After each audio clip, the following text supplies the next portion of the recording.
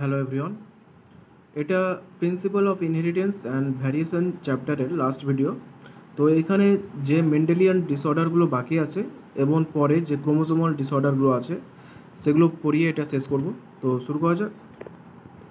Sickle cell anaemia, এটা একটা Mendelian disorder. দেখা যাক এটা কি। This is an autosome linked recessive trait. তাহলে এটা কি? অটোজোমাল আর রেসেসিভ, এই দুটো তো বিষয় এটা মোস্ট ইম্পর্টেন্ট, যে অটোজোমাল না সেক্স লিঙ্কড, ডোমিনেন্ট না রিসেসিভ। তো এটা হলো অটোজোমাল এবং recessive. That can be transmitted from parent to the offspring when both the partners are carrier for the gene or heterozygous। তো এটা যেহেতু অটোজোমাল, তো এটা মেল ফিমেল এর উপর নির্ভর করে না। তাই এটা এমন না যে মেলের ক্ষেত্রে বেশি অ্যাফেক্টেড হবে, ফিমেল কম অ্যাফেক্টেড হবে, যেটা আগের দুটো ক্ষেত্রে দেখেছিলাম, আগের দুটো রোগের ক্ষেত্রে, এই কালার ব্লাইন্ডনেস এবং হিমোফিলিয়া। সিকেল সেল অ্যানিমিয়া যেহেতু অটোজোমাল, তো এটা মেল এবং ফিমেল সমানভাবে অ্যাফেক্টেড হবে। ঠিক আছে, সমানভাবে এটা অ্যাফেক্টেড হবে। আর এটা কখন অ্যাফেক্টেড হবে? যখন দুটো পার্টনারই কি ক্যারিয়ার, যে হয়তো একটা পার্টনার আছে একটা পার্টনার ক্যারিয়ার, আর আরেকটা ক্রস করলাম ফিমেল, তো সেখানে ফিমেল পার্টনার ক্যারিয়ার।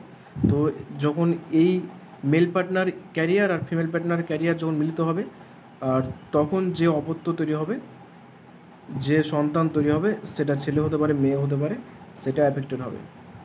তাহলে ঠিক আছে, এটা যেহেতু অটোজোমাল, তাই এটা কী হবে? সমান পরিমাণে মেল ফিমেল অ্যাফেক্টেড হবে। আর যখন দুটো প্যারেন্টস মেল ফিমেলের মধ্যে যখন দুটো ক্যারিয়ার মিলিত হবে, তখন সন্তানও অ্যাফেক্টেড হবে। The disease is controlled by a single pair of allele HBA and HBS। তো এটা কন্ট্রোল করে একজোড়া অ্যালিল। তো যে কোনো জিনের একজোড়া অ্যালিল থাকে। তো সেই অ্যালিলগুলো কী কী? এখানে হচ্ছে HBA আর HBS, সেই দুটো অ্যালিলের নাম। Out of the 3 possible genotypes, only homozygous individual of HBS show the diseased phenotype. তো এর মধ্যে কী হবে? যে 3 রকমের হতে পারে জিনোটাইপ। তো 3 রকমের মধ্যে শুধুমাত্র HBS এই জিনোটাইপ থাকলে তবেই অ্যাফেক্টেড হবে। ঠিক আছে, এখানে এসটা হচ্ছে কি? রেসেসিভ। আগে বলা হয়েছে এটা একটা রেসেসিভ ট্রেট, তার জন্য। তো এই HBA আর HBS এখান থেকে কী জিনোটাইপ আসতে পারে না? এখান থেকে 3 রকম জিনোটাইপ আসতে পারে। যে এখানে একটা হলো HBA আর HBA, তো এটা আনএফেক্টেড। আরটা হলো HBA আর HBS, এটা ক্যারিয়ার। আর একটা হলো HBS আর HBS, আর এটাই হলো কি? এটাই হলো আমাদের অ্যাফেক্টেড ইন্ডিভিজুয়াল, যার মধ্যে সিকেল সেল অ্যানিমিয়া থাকবে, এই জেনোটাইপটা থাকবে।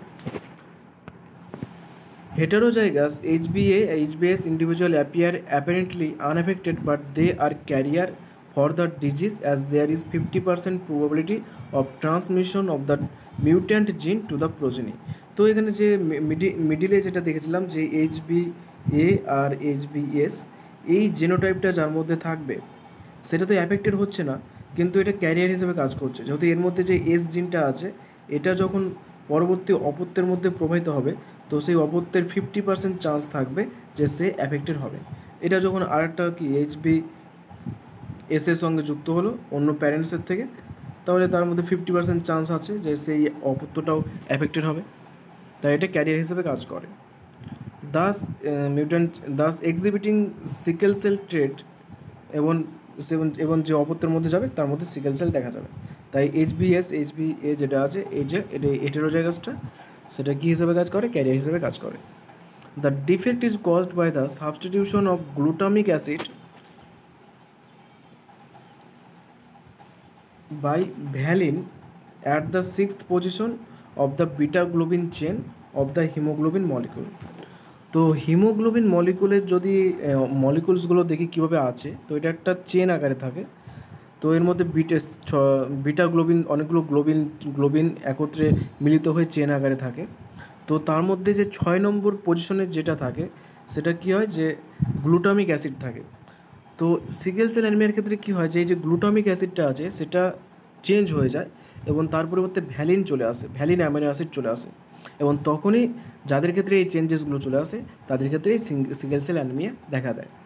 তো এই যে ছবি আছে এখানে ছবিতে দেখতে পাবে যে এটা হচ্ছে এই যে হিমোগ্লোবিন দেখতে পাচ্ছ, হিমোগ্লোবিনের মধ্যে নর্মাল যে হিমোগ্লোবিন আছে তার মধ্যে জিএজি আর সিটিসি, তো এটা তো এটা একটা আছে, এটা জেনোটাইপ আছে এভাবে। এবং যখন এমআরএনএ তৈরি হলো, এমআরএনএ জিএজি থেকে প্রোটিন তৈরি করলো। আমরা তো জানি এমআরএনএ কী করে, এমআরএনএ ট্রান্সলেশন প্রক্রিয়ার মাধ্যমে এই অ্যামাইনো অ্যাসিড থেকে এগুলোকে প্রোটিন তৈরি করে। তো এখানে 6টা প্রোটিন তৈরি হলো, valine, histamine, leucine, threonine, proline, glutamic acid. তো 6 নম্বর পজিশনে দেখতে পাচ্ছ গ্লুটামিক অ্যাসিড তৈরি হয়। এটা হচ্ছে নর্মাল এইচবিএ পেপটাইড অর্থাৎ নর্মাল হিমোগ্লোবিন। কিন্তু সিকেল সেল অ্যানিমিয়ার ক্ষেত্রে কী হয় বা এইচবিএস জিনের ক্ষেত্রে কী হয়, এই যে জিএজি ছিল সেই জিএজি যে মিডিলে এ ছিল এর পরিবর্তে টি চলে আসে, এবং টি চলে আসার পরে কী হলো, থাইমিন চলে এলে তার পরিবর্তে কী হবে, থাইমিনের পরিবর্তে অ্যাডিনোসিন লাগবে, তাহলে টি এর পরিবর্তে এ চলে এলো। এই যে বিষয়গুলো আছে এগুলো পরবর্তী চ্যাপ্টারে ডিটেলসে আছে, তো এটা তখন তোমরা আরও ভালো বুঝতে পারবে পরবর্তী চ্যাপ্টারটা পড়লে, এটা পানির মতো সোজা। তো এখানে থাইমিন শুধুমাত্র অ্যাডিশনের সঙ্গে যুক্ত হয়, থাইমিন তো আর গুয়ানিন সাইটোসিনের সঙ্গে যুক্ত হয় না। এই আমরা জানি ATT অ্যাডিনোসিন থাইমিনের সঙ্গে আর G-CCC গুয়ানিন 3টে বন্ডের মাধ্যমে সাইটোসিনের সঙ্গে যুক্ত হয়। তাহলে থাইমিন যেহেতু হয়ে গেছে অ্যাডিনোসিনের পরিবর্তে মিউটেশন হয়ে গেছে, পয়েন্ট মিউটেশন, তাহলে এখানে হবে। আর যখন এইটা চেঞ্জ হয়ে গেল তখন কি হবে, যে এর ফলে যেটা আছে সে যে বেস পেয়ারটা আছে সেটাও চেঞ্জ হবে। তারপরে কি যেখানে জিএজি তৈরি হয়েছিল এখানে জিইউজি তৈরি হবে। আর জিইউজির ওপর যদি এমআরএনএ কাজ করে তাহলে যে প্রোটিনটা তৈরি হবে সেই প্রোটিনটা যেহেতু বেস চেঞ্জ হয়ে গেছে, প্রোটিনটা আর গ্লুটামিক অ্যাসিড থাকবে না, তখন ভ্যালিন হয়ে যাবে। তাহলে কি হচ্ছে, গ্লুটামিক অ্যাসিডের পরিবর্তে ভ্যালিন প্রোটিন তৈরি হচ্ছে। আর ভ্যালিন প্রোটিন তৈরি হলে তখনই সেটা অ্যাফেক্টেড হবে এবং সিকেল সেল অ্যানিমিয়া দেখা দেবে।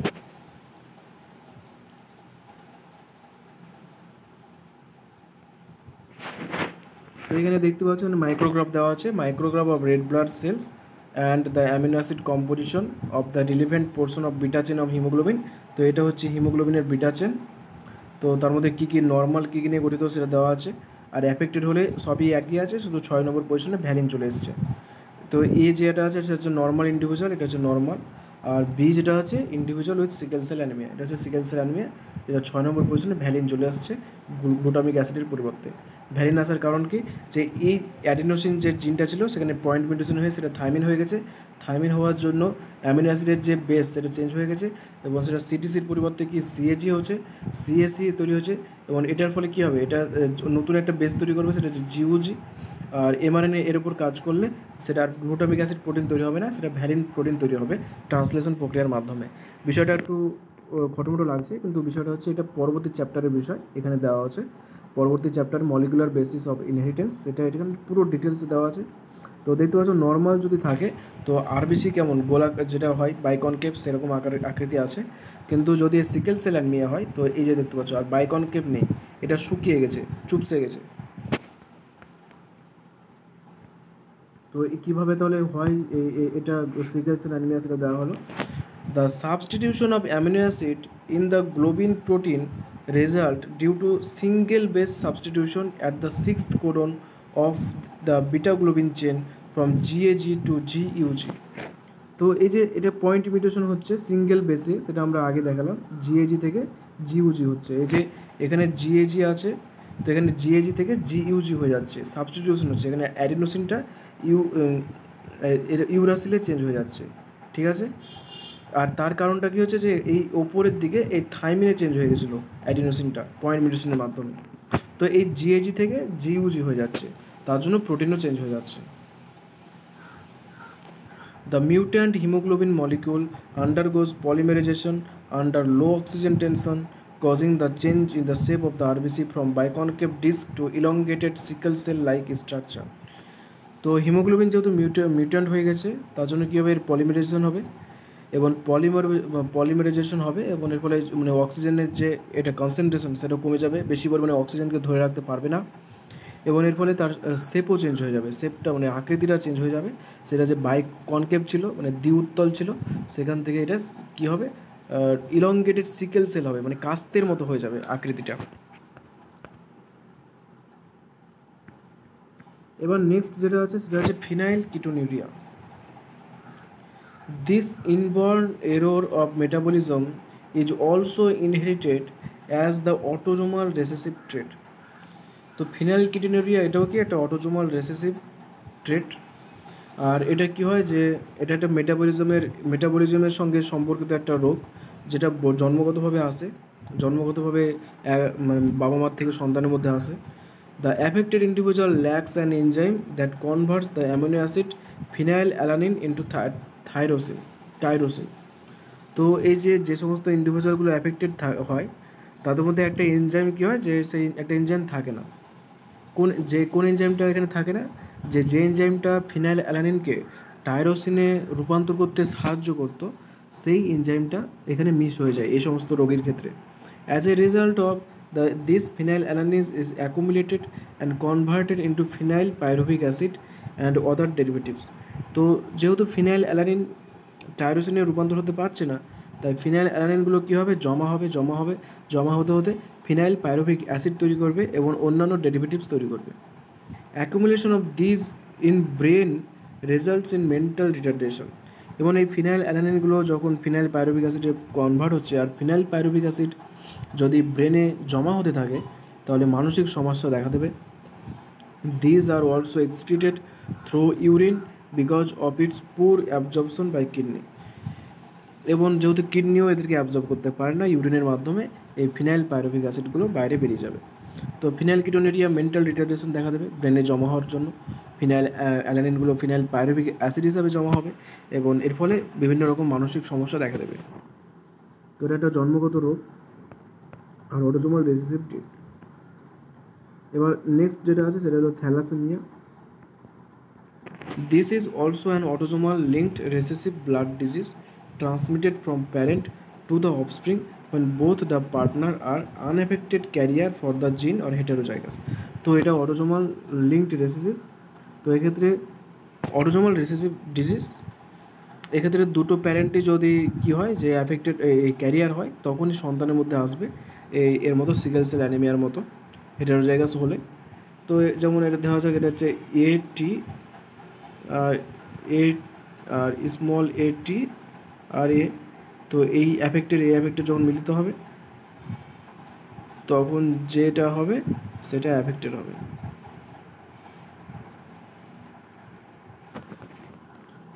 The defect could be due to either mutation or deletion, which ultimately result in reduced rate of synthesis of one of the globin chain, alpha and beta chain, that make up the hemoglobin. তো haemoglobin তৈরি করে কি alpha chain আর beta chain, সেটা আমরা আগে দেখলাম। Beta চেনে alpha চেনটা দেখানো হয়নি। তো যাই হোক, আলফা চেন বিটা চেন দুটো মিলিত হিমোগ্লোবিন তৈরি হয়। তো এটা কি হয় যে যারা এই গ্লোবিন চেনগুলো তৈরি করতে সাহায্য করছে, সেটা তৈরি হয় না। কারণটা কি, যে বিভিন্ন মিউটেশনের কারণে বা ডিলেশনের কারণে তো এদের যে গ্লোবিন চেনের যে সিনথেসিস সেটা কমে যায়, মানে কোয়ান্টিটি ডিফেক্ট, কোয়ালিটি না, কোয়ান্টিটি ডিফেক্ট। থ্যালাসেমিয়া হচ্ছে কোয়ান্টিটি ডিফেক্ট, মানে কম পরিমাণে আলফা চেন বিটা চেন তৈরি হবে। কিসের জন্য, কোনো একটা এই অটোজোমাল কোনো একটা মিউটেশনের জন্য বা ডিলেশনের জন্য, যে ক্রোমোজোমের পার্টটা বা যে জিনটা এই আলফা চেন বিটা চেন তৈরি করছে সেটা। আর সিকেল সেল অ্যানিমিয়া কী ছিল, কোয়ালিটেটিভ, অর্থাৎ ওখানে একটা প্রোটিন চেঞ্জ হয়ে যাচ্ছে অন্য প্রোটিনে, তার জন্য তৈরি হচ্ছে না। আর এখানে তৈরি হবে কিন্তু অল্প পরিমাণে। This causes the formation of abnormal hemoglobin molecule resulting into anemia, which is characteristic of the disease. তো এর ফলে অ্যাবনর্মাল হিমোগ্লোবিন তৈরি হবে এবং অ্যাবনর্মাল হিমোগ্লোবিন তৈরি হওয়ার জন্য কী হবে, রক্তল্পতা দেখা দেবে। রক্তল্পতা হচ্ছে এই থ্যালাসেমিয়া রোগের মেন বৈশিষ্ট্য, যে রক্তল্পতা, শরীরে রক্ত কমে যাবে। Thalassaemia can be classified according to which chain of the haemoglobin molecule is affected. কোন চেন অ্যাফেক্টেড হয়েছে, আলফা চেন না বিটা চেন, তার উপর ভিত্তি করে এটাকে আবার অনেক ভাগ আছে। এটা হচ্ছে alpha thalassemia, produce of alpha globulin chain is affected, while beta thalassemia, production of beta globin chain is affected. তো দুটো হয়, একটা আলফা একটা বিটা। আলফা থ্যালাসেমিয়াতে আলফা চেন অ্যাফেক্টেড হয়, বিটা থ্যালাসেমিয়াতে বিটা চেন অ্যাফেক্টেড হয়। Alpha thalassemia is control by two closely linked gene, HBA1, HBA2 on chromosome 16 of each parent.